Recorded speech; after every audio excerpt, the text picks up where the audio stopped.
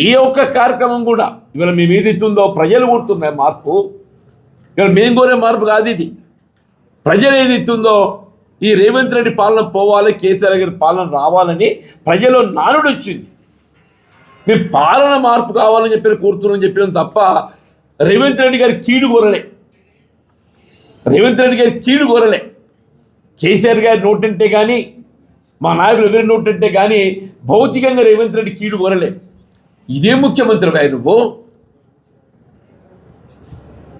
నీ పాలన అంతా మెరుగుకుంటే మరోసారి అధికారికి వస్తా అని చెప్పి చెప్పుకుంటున్నావు. కేసీఆర్ గారు ఏదితో ఒక ఉద్యమం అయితే తెలంగాణ రాష్ట్రాన్ని సాధించిందయా, తెలంగాణ రాష్ట్రాన్ని నువ్వు ముఖ్యమంత్రి అయ్యే అవకాశం లభించిందంటే అది కేసీఆర్ గారి పుణ్యం అని చెప్పంటున్నాను నేను. అన్నాడు వారు ఉద్యమించకున్నట్టు తెలంగాణ రాష్ట్రం ఏర్పడేదా, నువ్వు ముఖ్యమంత్రి అయ్యేటోడివే. నువ్వు సీట ఇదేనానే ఊరి తీస్తావే ఊరి. నిజంగా కూడా చెప్పంటున్నా, ఒక పాలక పక్షంగా ప్రభుత్వం ఏదైతుందో ప్రజాస్వామ్యయుతంగా ప్రతిపక్షాలు బలంగా ఉండాలని కోరుకోవాలి. అటువంటిది ఏదైతుందో వాస్తవాలు మాట్లాడుతుంటే దాన్ని భిన్నంగా విమర్శనాత్మకంగా నువ్వు మేడిగడ్డ సందర్శించినవా.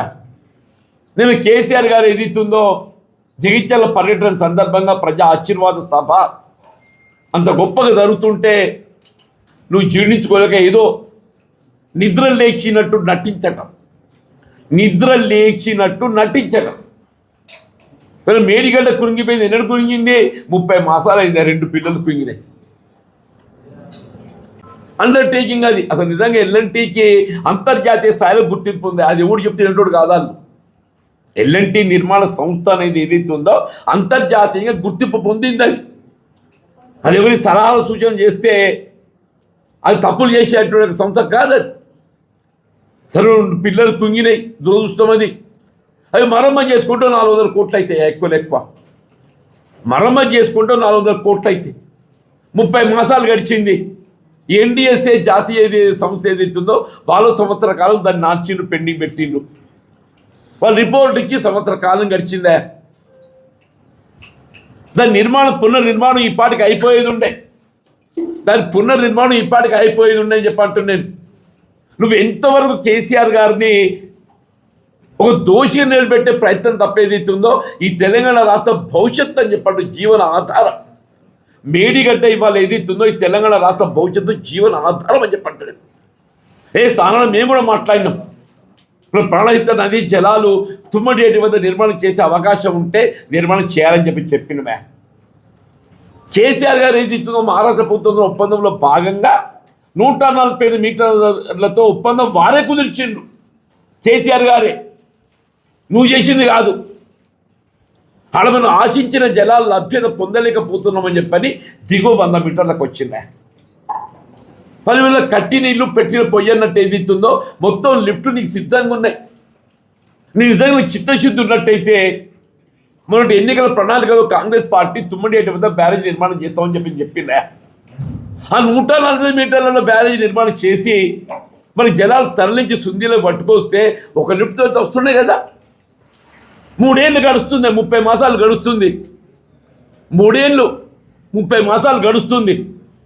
నువ్వు ఎందుకు నిర్మాణం చేయలేకపోయినవే? అదే కేసీఆర్ గారు ఏదైతుందో వీళ్ళు తెలంగాణ రాష్ట్ర భవిష్యత్తు జీవనాధారం అని చెప్పని భావించి ప్రాణహిత నది జలాల వినియోగానికి ఏదైతుందో ఉన్న పరిష్కార మార్గం 100 మీటర్ల ఎత్తుతోనైనా ఒక 2 లిఫ్ట్లు అదనంగా మనపై భారం పడుతుంది. అయినా కానీ పుష్కలంగా నీరు లభిస్తుందా? ఇప్పుడు 300 టీఎంసీలు భావిస్తూ 300 టీఎంసీ కాదు కదా, అసలు 1000 టీఎంసీ లభిస్తాయి. 1000 టీఎంసీ లభిస్తాయని చెప్పి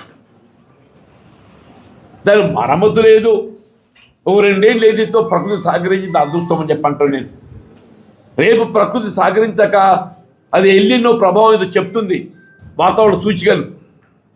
అప్పుడు ఏమైతే తెలంగాణ రైతాంగం పరిస్థితి? దానికి ఎవడు జవాబుదారుడని చెప్పండి, నువ్వు కాదా అని చెప్పంటాను నేను. నువ్వు ఎంతవరకు ఏది ఇస్తుందో ఇలా నువ్వు ఆ ఆంధ్ర తొత్తుగా పోలవరం ప్రాజెక్ట్ నిర్మాణానికి తోడ్పడే విధంగా చెప్పి అంటున్నాను నేను. మొదటి నుండి కూడా రేవంత్ రెడ్డి గారు ఏదైతుందో సీమాంధ్ర నాయకుల చేతిలో ఏదైతుందో ఆయన ఒక కీలు బొమ్మ అని చెప్పి అంటున్నాను. ఆయన 2015లో వీళ్ళ శాసనసభ స్థానానికి జరుగుతున్నటువంటి ఒక ఎమ్మెల్సీ ఎన్నికల్లో ఆనాటి టీఆర్ఎస్ ప్రభుత్వాన్ని అస్థిరపరచాలని కుట్రతో చెప్పి అంటున్నా. రాజ్యాంగబద్ధంగా ఎంపికైన ప్రభుత్వాన్ని వీళ్ళు అస్థిరపరచాలని కుట్రలో భాగంగా వీళ్ళ రేవంత్ రెడ్డి గారు ఏదైతున్నదో ఇదే వేం నరేంద్ర రెడ్డి ఎమ్మెల్సీగా ఎంపిక చేయాలని చెప్పని ఓటుకు నోటు తెలియదు పట్టుకొచ్చింది ఇలా ఇదే రేవంత్ రెడ్డి అని చెప్పి అంటుంది. రాజ్యాంగం పట్ల గౌరవం ఉండాలని అంటున్నా.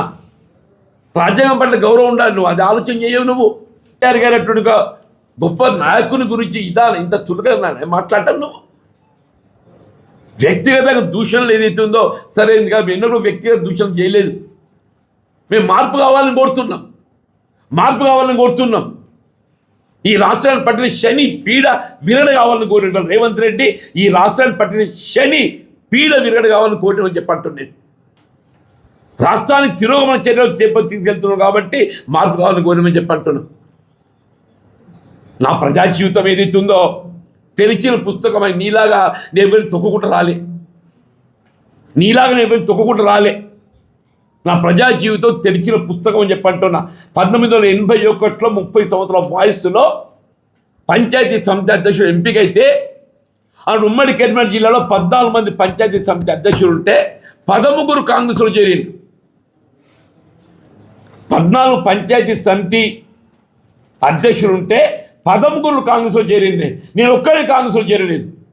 అధికార పార్టీ లాలూచీకి లొంగనటువంటి వాడిని నేను ఒక్కరిని మాత్రం చెప్పంటున్నాను. ప్రతిపక్ష నిలబడేది ఇస్తుందో నేను ముందు పోయినా చెప్పంటున్నాను. ఎన్టీ రామారావు ప్రభుత్వ హయాంలో ఏదైతుందో భాస్కర్ రావు గారిని ఎప్పుడైతే మంత్రివర్గంకి వెళ్ళి తొలగింప చేయడం జరిగిందో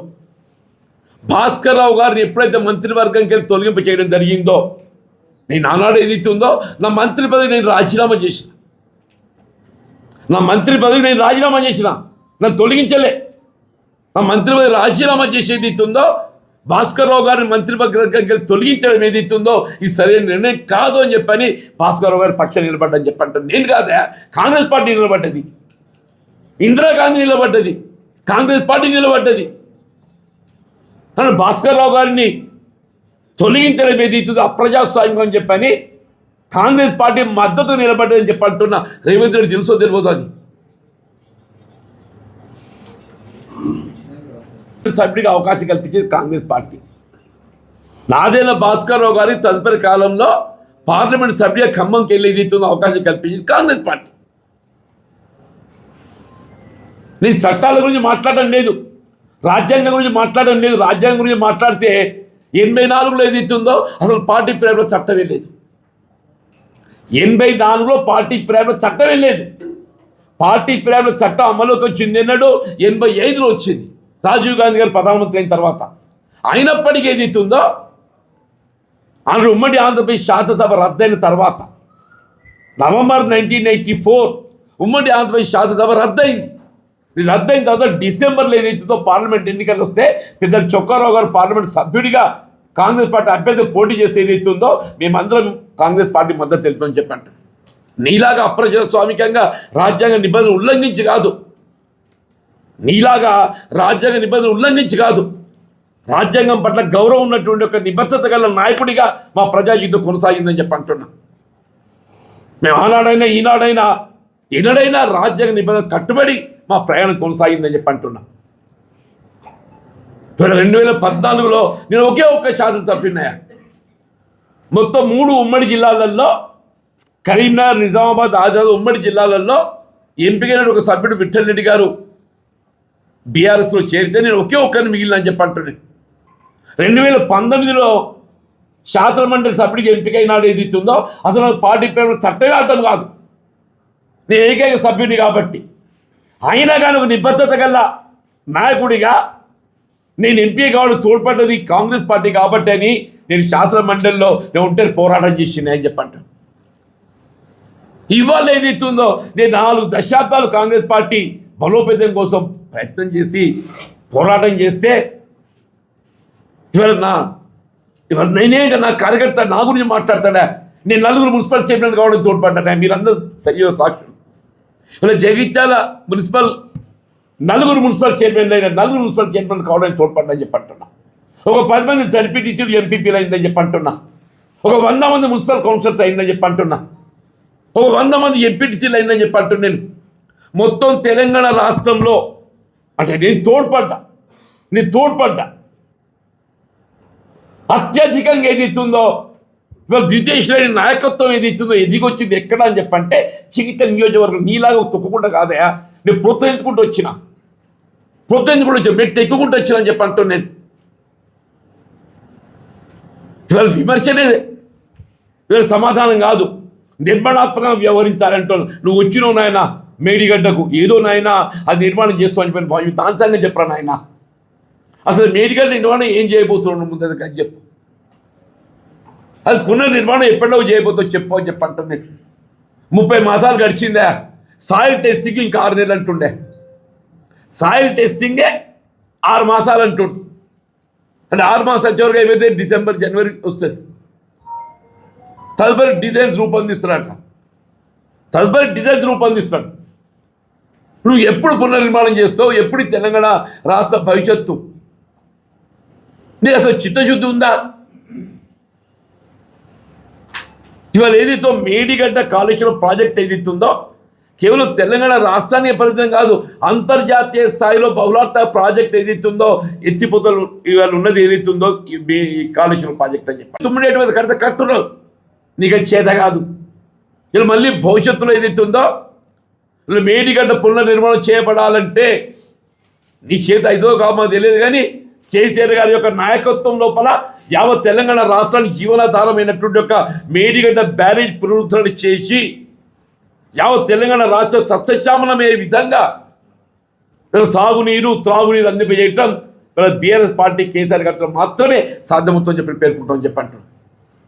నేను చెప్పిన హైదరాబాద్కు వచ్చిందా, హైడ్రా అంటే ఏదైతుందో ఎవడైనా చెరువులు ఆక్రమించి ఉన్నోడు భవనాలు నిర్మాణం చేస్తే వాని తొలగించవా, వాని జోలికి ఎవడు గరీబ్ ఓడున్నాడు వాని తోలికి పోతాడని చెప్పి అంటున్నాను.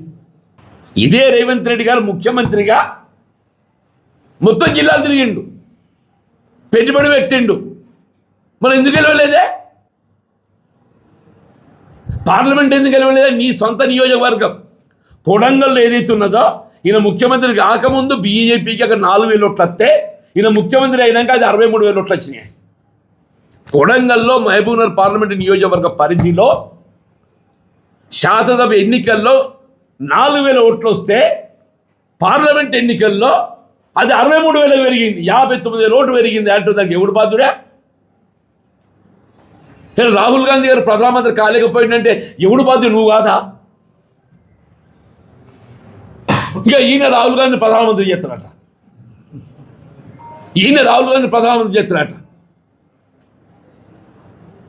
నీ మహబూబ్నగర్ ఓడగొట్టు, మహబూబ్నగర్ శాసనమండలి ఓడిపోయింది అన్న, అంటే శాసనమండలి ఓడిపోయింది మహబూబ్నగర్లో, చేవల్లి ఓడిపోయింది, సికింద్రాబాద్ మల్కాజ్గిరి ఈయన ప్రాతినిధ్యం వహించిండు, ఒక్క సీటు గెలవలేదు. మల్కాజ్గిరిలో ఈయన పార్లమెంటే ప్రాతినిధ్యం వహించినాడు ఏదైతున్నదో ఒక్క అసెంబ్లీ సీటు కూడా గెలవలేదు అంటున్నా, పార్లమెంట్ గెలవలే. ఈయన కాంగ్రెస్ పార్టీ గురించి మాట్లాడతాడు. ఎంతో నీ స్వార్థ ప్రయోజనాలు, నీ ఆర్థిక ప్రయోజనాలు తప్ప నీకేముంది అని చెప్పి అంటున్నాను నేను. నీ స్వార్థ ప్రయోజనాలు, నీ ఆర్థిక ప్రయోజనాలు తప్ప ఏముంది అని చెప్పి అంటున్నాను నేను. తెలంగాణ రాష్ట్రానికి ఏది ఇస్తుందో ఇలా కేసీఆర్ గారే శ్రీరామ రక్ష అని చెప్పండి. అందరం కూడా కోరుకునేది కేసీఆర్ గారి ప్రభుత్వం తిరిగి రావాలని కోరుకుంటున్నాం. ఇది ఒక మా బీఆర్ఎస్లోనే కాదు, ఇది యావత్ తెలంగాణ సమాజం కోరుకుంటుంది. ప్రజల నానుడు వచ్చింది, ఈ రాష్ట్రాన్ని పట్టిన శని పీడ విరడ కావాలి, ఈ రేవంత్ రెడ్డి పోవాలని చెప్పని రాష్ట్ర ప్రజానికే కోరుకుంటున్నాను చెప్పి అంటున్నాను. ఉంటావు 2 ఏళ్ళు, నువ్వు ఉంటావు, నీ ఎవరొత్తో తెలియదు, కాంగ్రెస్ పార్టీ ఎప్పుడేమైందో తెలియదు, కొసెలేదాకా ఈయన ఉంటా అని చెప్పి అనుకుంటుండు నేను కొసెలేదాకా ఉంటా అని చెప్పని. కానీ అధిష్టానం గమనిస్తుంది. ఈయన ఇప్పుడే పోయేది బీజేపీ దానిలో చేరిండు. ఎందుకు నడమ ఉన్నాడు కదా చంద్రబాబు నాయుడు గారు, నడమ రాయబారి వారది ఉన్నాడు. ఈయనకున్న ఎన్డీఏ ప్రభుత్వం మధ్య బీజేపీ మధ్య ఏదైతే ఉందో వారది చంద్రబాబు నాయుడు ఉన్నాడు. ఈయన అనుకుంటున్నాడు చంద్రబాబు నాయుడు కాపాడతారని చెప్పాను. కాంగ్రెస్ పార్టీ అధిష్టానం ఇవాళ నిర్వీర్యం నిశ్చితమైనట్టు కనబడుతుంది. మరి ఇన్ని కుట్రలు కుతంత్రాలు చేస్తున్నా కానీ మరి ఎందుకు సైలెంట్గా ఉంటుందో అర్థం కావటం లేదని చెప్పట్టండి. రాష్ట్రంలో కాంగ్రెస్ పార్టీ సుస్థిరంగా ఉన్నది, 66 స్థానాలు ఉన్నాయి. నీకు ఎందుకే మళ్ళీ ఇంకా కొత్త సభ్యులు? నీ సభ్యుల నీకు నమ్మకం లేదా? ఎందుకు కాంగ్రెస్ పార్టీ అధిష్టానాన్ని ఏదైతుందో ప్రెషర్ టాక్టిక్స్, నీకంటూ కుంపటి ఏర్పాటు చేసుకోవాలి, నీకంటూ కుంపటి ఏర్పాటు చేసుకోవాలి.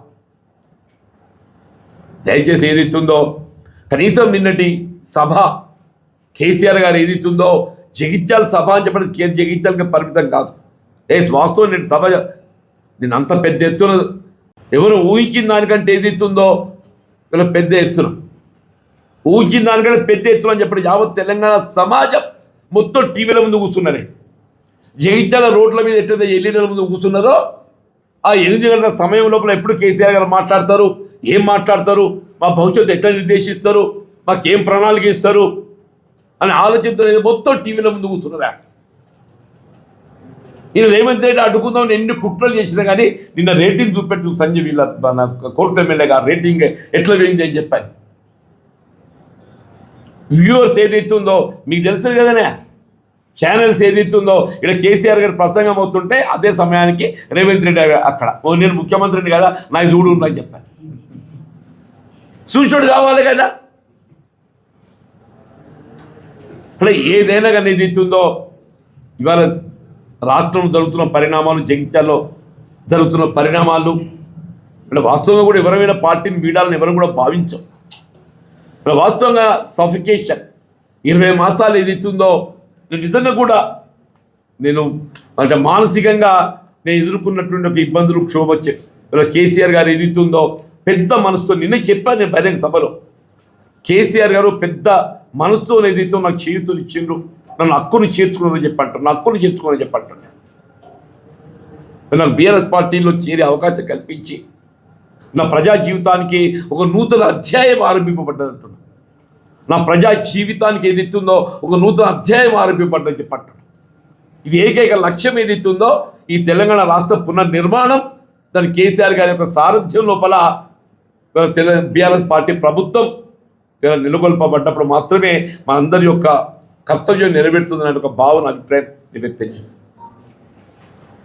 లేకుండే వీళ్ళ పదవి కాదు, వాళ్ళకి పదవి వస్తలేదు. ఇక్కడ కేసీఆర్ గారు ఏదైతుందో నాకు పోరాట లక్ష్యం అని చెప్పడం, వీళ్ళ ప్రజాక్షేత్రం లోపల ఏదైతుందో ప్రజల పక్షాన్ని నిలబడి పోరాటం చేసేటువంటి ఒక బాధ్యత చెప్పంటున్నా. ఇది పదవి కాదు. అందరం కూడా మీరు 2 ఏళ్ళు రోడ్ల మీదనే ఉండాలి. పదవుల కోసం వెంపర్లాడేది రేవంత్ రెడ్డి. ఆయన ఎవరు వేం నరేంద్ర రెడ్డి ఏం సేవ చేసిందే కాంగ్రెస్ పార్టీకి? వేం నరేంద్ర రెడ్డి అనే అతడు ఏదైతుందో కాంగ్రెస్ పార్టీకి ఏం సేవ చేసిందని చెప్పంటుండేను. ఇవాళ రేవంత్ రెడ్డి గారికి ఒక వ్యక్తిగత సహాయకుడు ఆ చిన్నారెడ్డి గారికి ఇచ్చేది ఉంటే నేను అడగలే రాజ్యసభ. మీకు తెలుసో తెలియదు నాయన, నేను ప్రభుత్వం ఏర్పడ్డ నాడు కూడా నాకు మంత్రి పదవి కావాలని చెప్పి నేను ఢిల్లీ పోలే. రాష్ట్రంలో కాంగ్రెస్ ప్రభుత్వం ఏర్పడ్డ నాడు కూడా ఎవరైనా మంత్రి పదవి కావాలని చెప్పారంటే కాంగ్రెస్ పార్టీ అధిష్టానం ఢిల్లీలో ఉంటుంది కదా, నేను పోలే ఢిల్లీకి. పిసిసి అధ్యక్ష పదవి కొరకు కూడా నేను ఢిల్లీ పోలే. పిసిసి అధ్యక్ష పదవి నా పేరు ప్రకటింపబడి ఇదే పెట్టుబడిదారుల కుట్రతో ఎప్పుడైతే అది నిలిపివేయబడడం జరిగిందో నేను మళ్ళీ ప్రయత్నంలో భాగంగా నాకు కావాలని చెప్పి నేను ఢిల్లీకి పోలే. ఇవాళ అవకాశాలు ఏదైతుందో సమర్థతతో వస్తాయి అనుకోండి, నేను అవకాశాలు సమర్థతతో వస్తాయని అనుకున్నా. కానీ కుట్రపూరితంగా ఏదైతుందో ఇవాళ రేవంత్ రెడ్డి గారు లాంటి వాళ్ళు ఏదైతుందో ఇవాళ పదవుల కోసం కాదురన్న ఆయన ఆత్మగౌరవం లేకుండా చేసింది. ఇవాళ ఆత్మగౌరవం ఆత్మ అభిమానం కొరకు ఏదైతుందో నేను బయటకు వచ్చినా చెప్పండి. నాకు ఆత్మగౌరవం ఆత్మ అభిమానం ప్రధానం అని చెప్పంటున్నా, పదవులు కాదు. పదవులు వెంపర్లాట రేవంత్ రెడ్డి కుట్టాన్ని తెలుగుదేశం పార్టీ ఇలా తెలంగాణ రాష్ట్రం అధికారం రావటం సాధ్యం కాదు, అది తెలుసు. ఏం చేయాలి అధికారం రావాలంటే ఓ స్కెచ్ గీసిండు ఎవరు, చంద్రబాబు నాయుడు గారు. ఆయననే ఇంకో ఈయన తొమ్మిది పెట్టిండు. ఇంకో నువ్వు ఈ బాట ఓరా నాయన, ఎవడైనా ఎమ్మెల్యే రాజీనామా చేస్తే ఎవరికి ఇస్తారా? స్పీకర్కి ఇస్తారు. ఎవరికి ఇవ్వాలి? ఈయన ఎవరికి ఇచ్చిండు? చంద్రబాబు నాయుడికి ఇచ్చి ఆయన మంచిగా దాన్ని భద్రంగా ఫ్రిడ్జ్లో తాళం వేసి పెట్టిండు. ఇవాళ టీడీపీ శాసనసభ్యుడిగా శాసనసభలో కొనసాగుతూ Congress party organisation working president. ఇగో ఇది చూడండి, ఈయన శాసనసభ సభ్యత్వం ఆమోదింపబడలేదు, స్పీకర్ గారికి దాన్ని ప్రతిపాదించలేదు, రెఫర్ చేయలేదు. కాంగ్రెస్ పార్టీ అధిష్టానం ఏదైతే ఉందో, టీడీపీ సభ్యునికి ఏదైతే ఉందో కాంగ్రెస్ పార్టీ కార్యనిర్వాహక అధ్యక్షుడు వర్కింగ్ ప్రెసిడెంట్ ఇచ్చింది. ఇదంతా చంద్రబాబు నాయుడు గారి ఒక స్కీమ్. నా పార్టీ పేరు చెప్పుకోండి, నువ్వు నీకు గుర్తింపు లభించదురా నాయన, ప్రజల గుర్తింపు లభించాలని ఏమైనా ఉంటే కాంగ్రెస్ పార్టీకి ఉంటుంది. కేసీఆర్ గారు ఉద్యమ నాయకుడు, ఏదైనా ఉద్యమ ప్రదాత ఇచ్చిందని చెప్పి అనుకుంటే గుర్తిస్తే సోనియా గాంధీ గుర్తిస్తారు, నువ్వు ఇక్కడికి కాదు అక్కడ పోరా అని చెప్పని స్కెచ్ గీసి అదే స్కెచ్ నడుస్తుంది.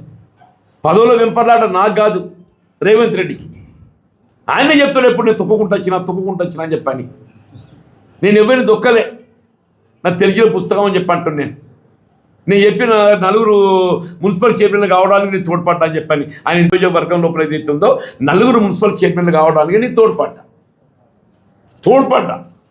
ఓ 10 మంది ఎంపీలు జడ్పీటీసీలు కావడానికి తోడ్పడ్డా.